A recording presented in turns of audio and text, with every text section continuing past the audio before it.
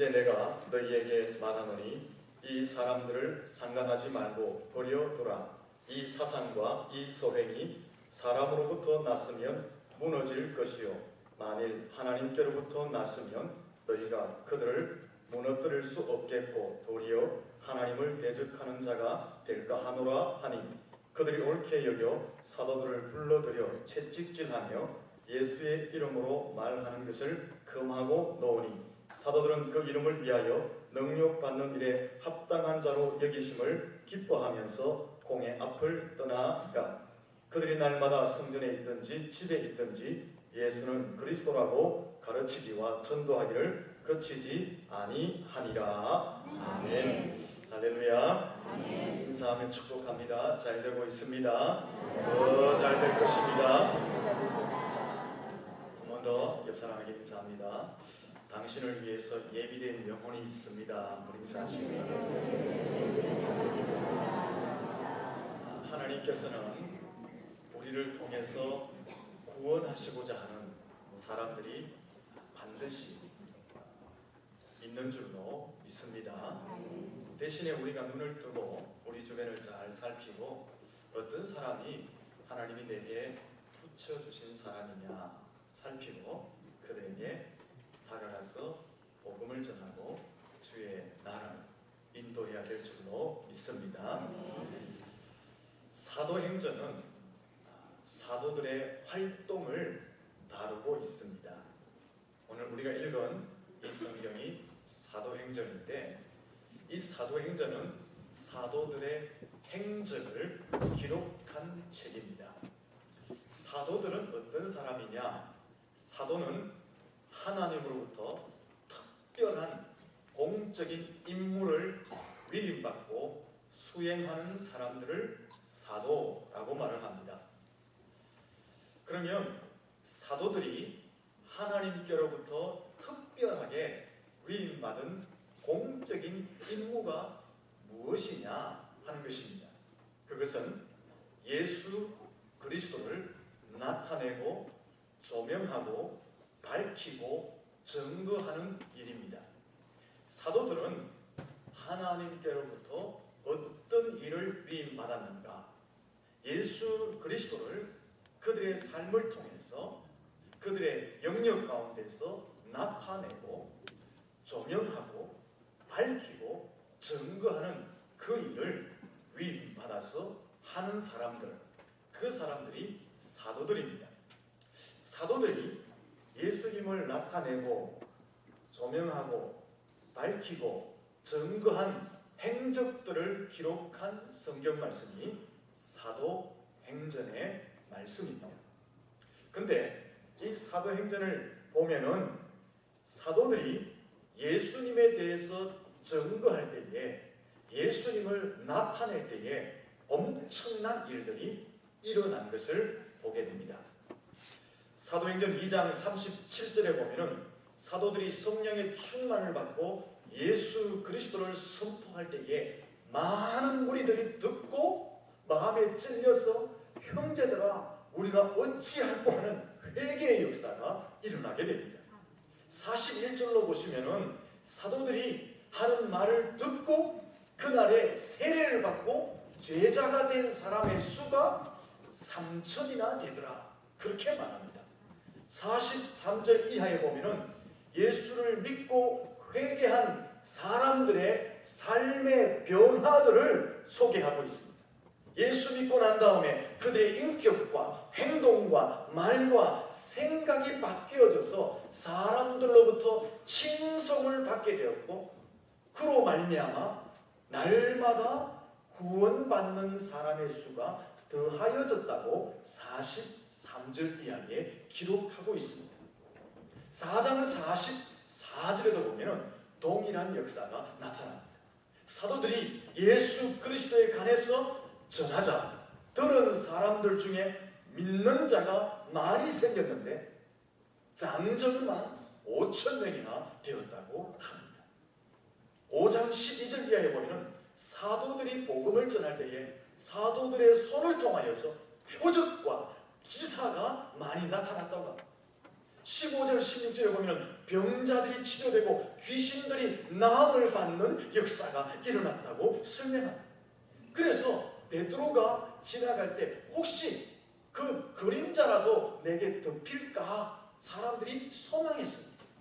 베드로 사도에게 나타나는 표적과 기사가 너무나 강력했기 때문에 그의 그림자만 내게 덮여도 내게 있는 질병과 귀신이 떠나가지 않을까 사람들이 기대하고 있었다라는 것입니다.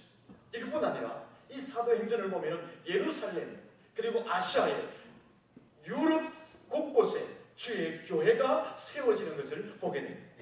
교회가 세워질 뿐 아니라 예수 그리스도의 복음이 선포되어지는 곳에 사람이 뒤집어지는 역사, 가정이 회복되는 역사, 민족과 도시가 변화되는 역사들을 이 사도행전에 기록하고 있는 것입니다. 이와 같은 엄청난 일들이 일어난 이유가 무엇일까라는 것입니다. 사도들에게 있는 경험, 사도들이 가지고 있는 지식, 사도들에게 있는 능력, 환경, 배경, 힘 때문이냐? 아니다라는 것입니다. 대부분의 사도들은 부족한 면을 가지고 있었습니다. 그러면 무엇 때문에 사도들이 뒤집어지는 역사가 일어나느냐? 사람들이 뒤집어지는 역사가 일어나느냐? 무엇 때문에 가정이 회복되어지고 민족이 회복되어지고 도시가 변화되어지고 교회가 세워지고 수많은 표적과 기사가 일어났느냐라는 것입니다. 그것은 예수 그리스도 때문에 일어나게 된 줄로 믿습니다. 사도들이 예수 그리스도의 고난과 예수 그리스도의 십자가의 죽으심과 예수 그리스도의 부활하심과 예수 그리스도가 승천하시고 하나님의 나라에 올라가심과 예수 그리스도의 재림에 대해서 선포할 때에 이와 같은 놀랍고 엄청난 일들이 일어나게 되었다라는 것입니다. 예수님은 이 시대에도 해답인 줄로 믿습니다. 이 시대에도 예수 그리스도 안에서 사람들의 심령이 뒤집어지는 줄로 믿습니다. 이 시대에도 예수 그리스도 안에서 가정이 회복되어지고 도시가 회복되어지고 민족이 회복되어지게 될 줄로 믿습니다. 무엇보다도 이 시대에도 예수 그리스도를 통해서 우리가 품은 예비신자들이 어둠 속에서 빛 그곳으로 옮겨지게 될 줄로 믿습니다. 여러분, 지식, 철학, 세상의 논리, 우리가 즐겨하는 취미들 많잖아요. 그리고 물질들, 이런 것들이 여러분 자신을 변화시킬 수 없어요. 우리는 그게 쏟고 있는 것입니다. 세상의 것들을 가지고 있으면 내 가정이 행복해질 것이라고 믿고 있지만 실상은 점점점 고마움만 불러요. 세상의 권력이 도시를 변화시키고 민족을 변화시키고 이 시대 가운데 안정을 줄 것이라고 생각하지만 아닙니다. 우리의 삶을 진정으로 변화시키고 우리의 가정을 회복시키고 민족과 나라에 안정을 주고 하나님의 나라를 세우게 하는 힘은 오직 예수 그리스도인 줄로 믿습니다. 여러분이 변화되기를 원한다. 내 가정이 행복한 가정이 되기를 원한다면 세상의 것을 붙드는 것이 아니라 예수 그리스도 앞에 엎드리는 것, 그것이 해답인 줄로 믿습니다. 여러분들이 품고 있는 예비신자를 변화시켜서 나와 함께 예배하고 천국을 소망하는 자로 만들고 싶다면 먼저 예수 그리스도를 선포하는 담대함이 있어야 할 줄로 믿습니다. 우리가 예수를 선포하면 예비신자가 그 성령의 능력으로 말미암아 변화되어지고 우리가 꿈꾸는 이 천국 땅이 믿음의 것으로 변화될 줄로 믿습니다. 세상의 힘이 아니라 내 지식이 아니라 오직 예수 그리스도를 통해서만 가능한 줄로 믿습니다. 그런데 이런 일을 하면은 사람들이 좋아해야 되잖아요. 사람을 바꾸고 가정을 회복시켜주고 민족을 바꾸고 도시를 바꾸고 행복하게 만들고 천국의 백성으로 세워가는 그 일들을 하면 사람들이 좋아해야 되는데 그렇지 않더라는 것입니다. 시기하고 핍박을 하더라라는 것입니다. 17절 18절 말씀 5장에 보시면 이렇게 기록하고 있습니다. 같이 한번 천천히 읽어보겠습니다. 대제사장과 그와 함께 있는 사람 즉 사두개인의 당파가 그 마음에 시기가 가득하여 일어나서 사도들을 잡아다가 옥에 가두었더니, 여러분, 사도들이 예수님을 증거함으로 사람을 변화시키고 병자를 치료하고 귀신 들린 자를 낫게 하고 가정을 변화시키시고 사회를 변화시키는 그 아름다운 일들을 하는데 오히려 시기하는 무리들이 있었고 그 시기하는 무리들이 사도들을 옥에 잡아 가두었다가 시기와 환난과 박해가 있었다라고 말합니다. 오늘 우리 시대에도 이런 일들이 일어나고 있습니다. 우리가 예수를 전하여서 사람을 변화시키고 세상을 변화시키는 일 얼마나 좋은 일입니까? 하지만 이 일에 거세게 도전을 해오고 있습니다. 이 일을 향해서 핍박하고 탄압하고 교묘하게 이 일에 태클을 거는 일들이 이 시대 가운데도 굉장히 많이 일어나고 있습니다. 지금 국회의원들이 하고 있는 일이 하나 있습니다. 제가 아마 메시지를 보내서 보신 분들이 계실 거예요. 국회의원 몇 사람이 국회에 발의하여서 통과시키려고 하는 것이 있습니다. 그것이 차별금지법입니다. 차별금지법. 이 차별금지법이 무엇일까요? 그걸 국회를 통해서 통과시키려고 합니다. 차별금지법이 뭐냐 하면 동성애를 가진 사람들을 향해서 죄가 있다. 성경적으로 안 된다.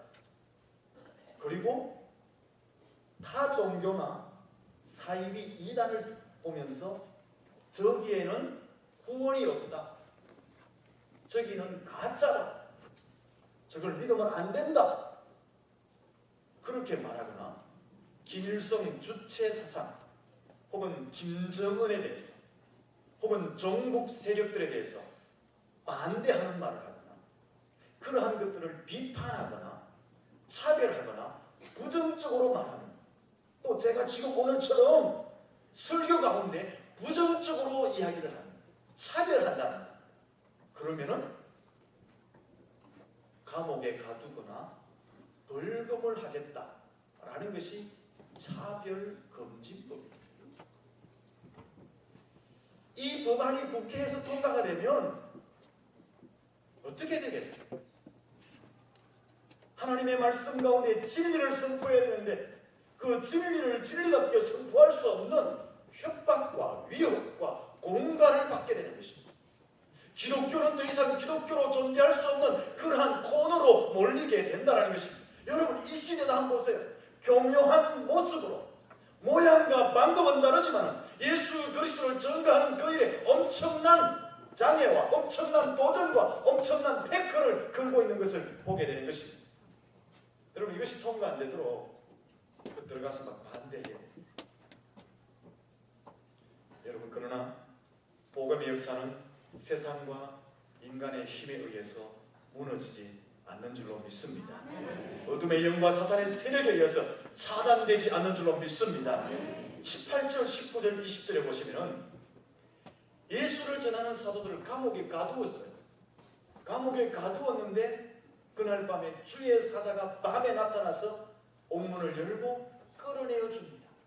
그러자 사도들이 다시 뭐합니까? 성전으로 가서 예수 그리스도의 고난과 죽으심과 부활에 대해서 선포를 하였던 것입니다. 무엇을 말합니까? 복음의 역사는 세상과 인간의 힘에 의해서 무너지거나 어둠과 사단의 세력에 의해서 차단되는 것이 아님을 우리에게 보여주고 있는 것입니다. 오히려 복음의 역사는 세상과 사단의 세력이 글쎄게 도전할수록 더 왕성하게 일어나게 될 줄로 믿습니다. 근데 또 26절 이하에 가보면은 또다시 그 사도들을 옥에 잡아가고 또다시 잡아 가두었지만 그 사도들이 그 당시 이제 우리나라로 말하면 국회 이제 좀 됩니다. 사내들인 공여라고 최고 의결기관에 그 사도들이 막 담대하게 거기에서 뭘 하느냐 하면 예수의 고난, 예수의 죽음, 예수의 부활에 대해서 담대하게 그 공회 앞에서 선포하게 됩니다. 그러자 공회 의원들이 사도들을 밖에 내보내놓고 의논합니다. 야, 저 사람들이 만약에 힘으로 한다면 스스로 무너질 것이다. 하지만 저 사람들이 하나님의 이름으로 한다면 무너지지 않는다. 우리가 오히려 하나님을 대적하는 것이 됩니다. 그러니 내보내자.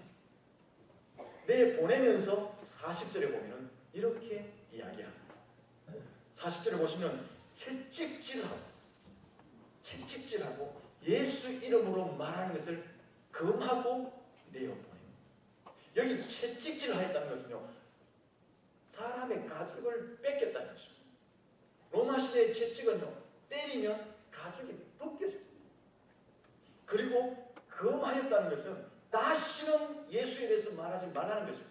다른 말하면 예수에 대해서 말하면 죽이겠다는 협박입니다. 저 본문의 말씀을 보시면 당시 최고의 의결기관에서 사도들에게 무엇을 했느냐, 육체적인 고통과 정신적인 위험과 협박을 하면서 다시는 예수에 대해서 이야기하지 말라라고 말한 것입니다. 그리고 놓아주었죠. 근데 41절 42절에 보시면 같이 한번 읽어보겠습니다. 사도들이 어떻게 했나 한번 보세요. 같이 읽습니다. 사도들은 그 이름을 위하여 능력받는 일에 합당한 자로 여기심을 기뻐하면서 공의 앞을 떠나니라. 그날이 날마다 성전에 있든지 집에 있든지 예수는 그리스도라고 가르치기와 전도하기를 그치지 아니하니라. 아멘. 여러분 얼마나 대단합니까? 옥에 갇혔습니다. 엄청난 고통을 받았습니다. 그리고 위협과 협박을 받았습니다. 그것을 뭐라고 생각했어요? 기쁘게 생각했어요. 그리고 옥에서 나가자마자 어디에서 있든지 예수를 그리스도라고 가르치고 전파했다고 말하고 있습니다. 여러분 저 42절은요 이런 뜻입니다. 공개적으로 예수를 가르치고 전했다는 거예요. 옥에 가두고 협박하고 위협하는 그 사람들이 있는 그곳에서 공개적으로 예수를 가르치고 전파했다라고 설명하고 있는 것입니다. 결국 무엇을 이야기합니까? 자신들의 생명을 걸고 예수 그리스도를 선포했음을 설명하고 있는 것입니다. 왜 이렇게 합니까? 예수를 대충 믿을 수 있잖아요. 예수 믿고 나 혼자 천국 갈 수도 있잖아요.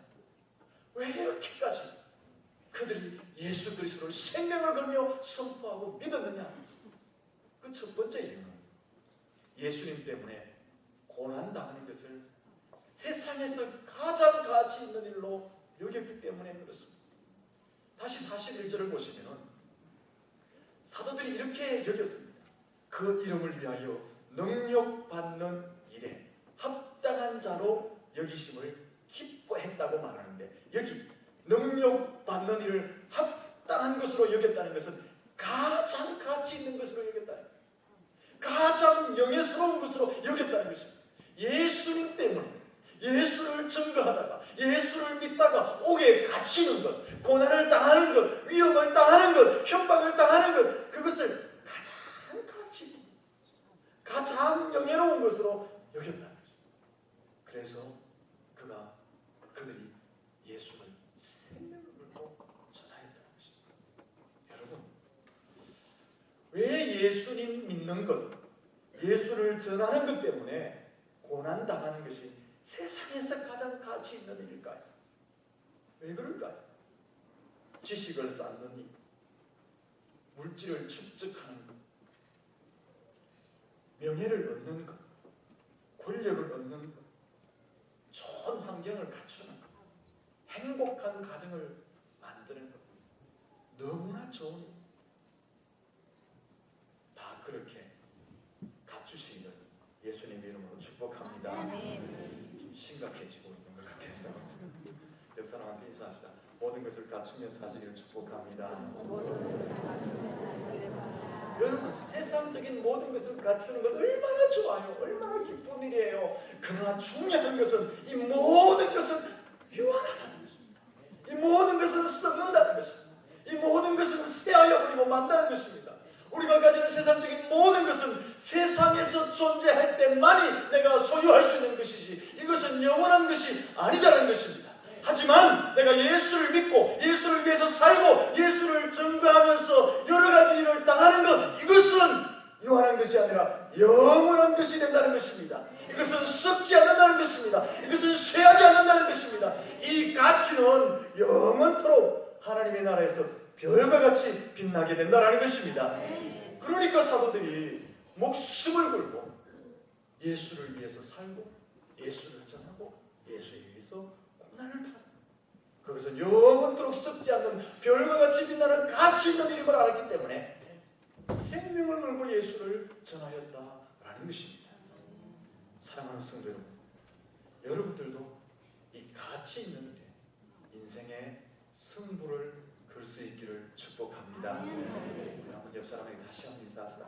인생의 승부를 여기에 겁시다. 여러분, 새하여 없어질 것, 거기에 인생의 승부를 걸지 마세요.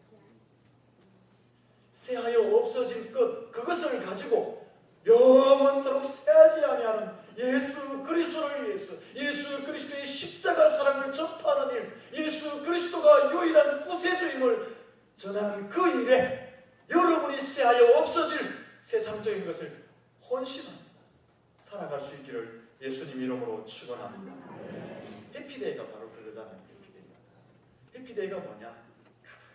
가치 있는 예수를 위해, 예수의 복음을 위해, 죽은 영혼을 위해 일하는 것이 해피데이. 이 일에 함께 하시기를 축복합니다. 두 번째 이유는 이 사도들이 예수님 때문에 고난을 당하면 예수님이 재림하실 때에 칭찬과 영광과 존귀가 있을 것을 확신했기 때문에 그렇습니다. 41절에 다시 보시면은 예수님 때문에 능력받는 일을 오히려 합당하게 여기고 기뻐하면서 공의 앞을 나갔다고 하죠.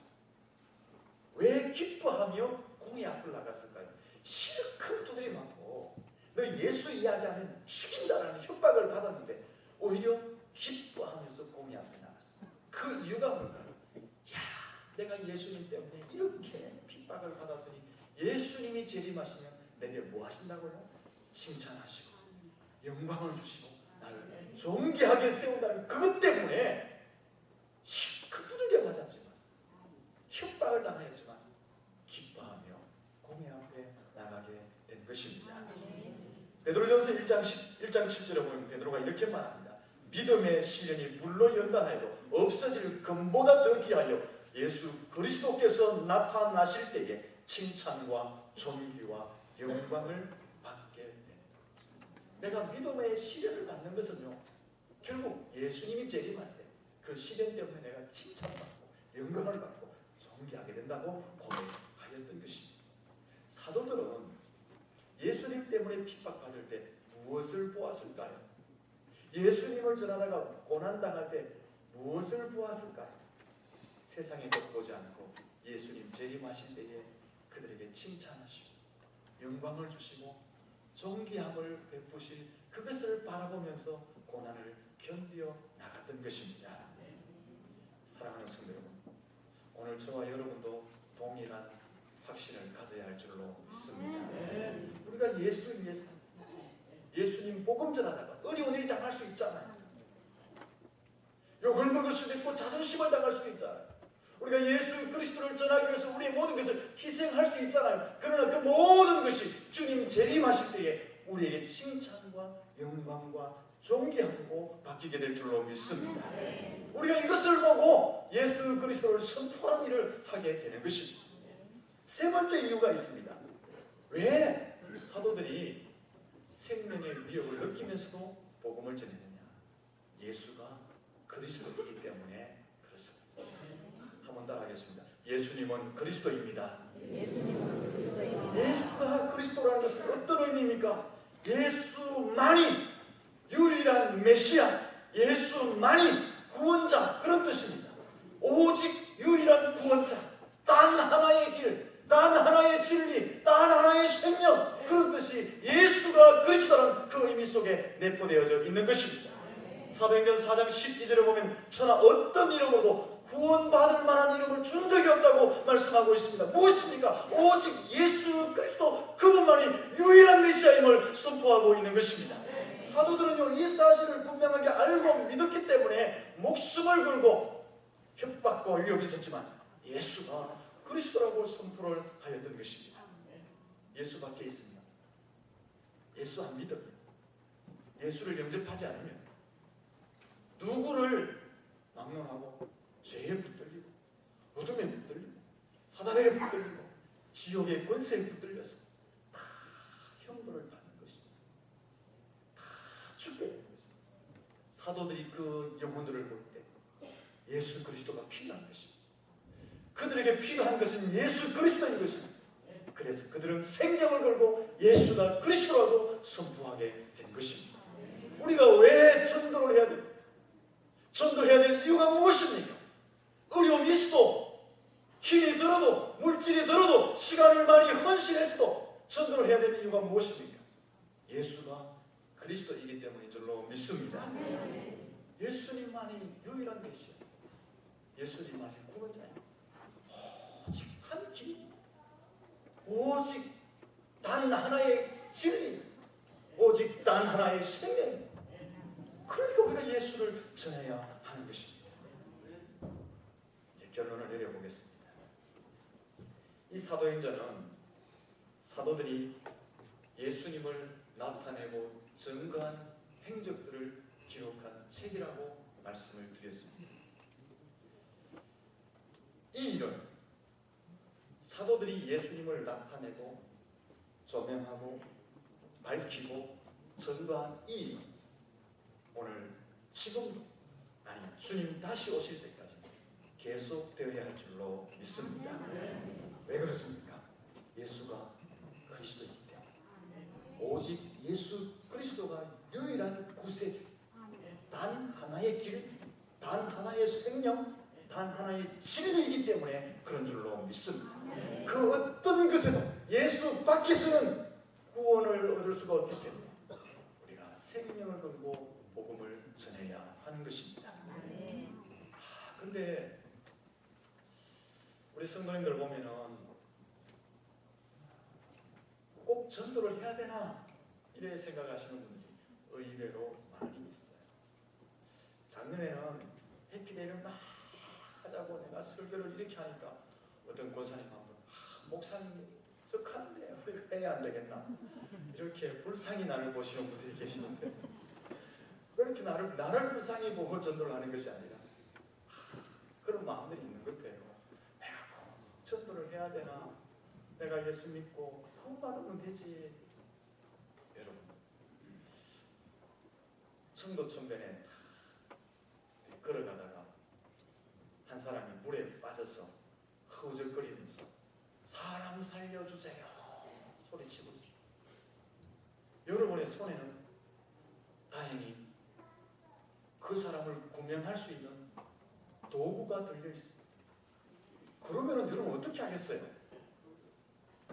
내 손에 구명 도구가 없으면 나 수영 못하니까 들어가겠다고 주저하겠지만, 여러분 손에 만약에 그 사람을 구명해 줄 수 있는 도구가 들려 있으면 어떻게 하겠어요? 그냥 가면 안 돼요. 당연하죠. 구명 도구를 사용했을까? 죽어가는 사람을 건져내죠. 여러분, 하나님께서 여러분 손에 생명을 구원할 수 있는 구명 도구를 들려주었습니다. 안 믿으십니까? 우리 모두는 어둠에 떠내려가는 불쌍한 영혼을 구원할 수 있는 구명 도구가 손에 들려져 있습니다. 손에 들려져 있습니다. 그것이 무엇입니까? 예수 그리스도 그분이 우리 속에 있는 것입니다. 우리가 구명 도구가 들려 있는데 왜 떠내려가는 사람에게 던지지 않습니까? 예수 그리스도를 왜 선포하지 않습니까? 죽어가는 사람들을 왜 그냥 두고 있습니까? 어떻게 하시래요, 여러분? 물에 빠진 사람도 구명 도구가 있으면 살려주는데 영원히 죽어가는 그 영혼들 향해서 우리 손에 구명 도구가 분명히 있는데 왜 가만히 있어야 돼요?